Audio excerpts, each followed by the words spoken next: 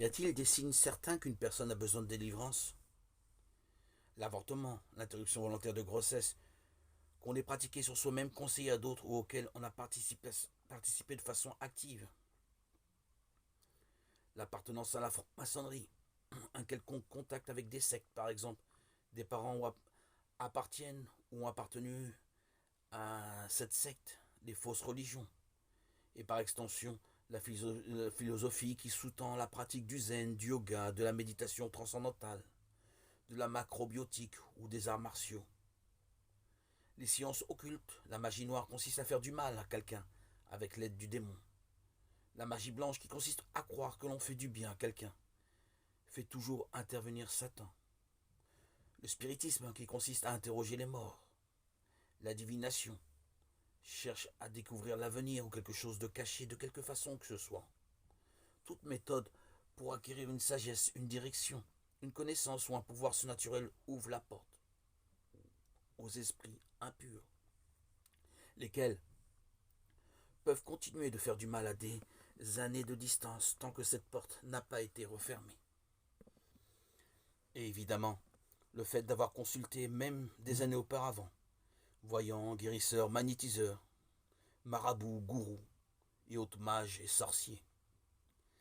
La fréquentation régulière de lieux empoisonnés, même des sanctuaires où l'on sait ou l'on soupçonne qu'il a pu se produire de la sorcellerie, du spiritisme ou des rites sataniques. La superstition, elle consiste à croire qu'on est protégé par des talismans ou des porte-bonheur tels que le fer à cheval et autres bijoux qui protègent. Les fausses prières, par exemple, contre les brûlures, les hémorragies, qui sont des vraies formules magiques. Toutes choses qui représentent une insulte grave envers notre Seigneur Jésus-Christ, notre seul et unique Sauveur, et peuvent rayonner une redoutable négativité.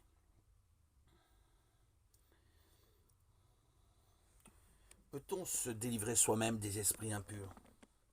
Certainement, puisque Jésus nous l'a promis lui-même quand il a dit « Ceux qui croiront chasseront les démons en mon nom ».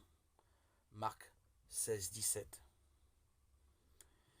Les 4 phases du processus d'auto-libération sont l'identification des mauvais esprits, son renoncement, l'expulsion et enfin la fermeture des portes. Comment identifier les mauvais esprits qui nous malmènent? On commencera par demander à l'Esprit Saint de nous éclairer pour les discerner. On examinera les symptômes de présence maléfique en nous et autour de nous. On cherchera les portes ou les voies de passage qui leur ont permis d'entrer. Et afin de les cibler le mieux possible, on les nommera par leurs fonctions. Exemple, esprit de migraine, de cauchemar, de maléfice.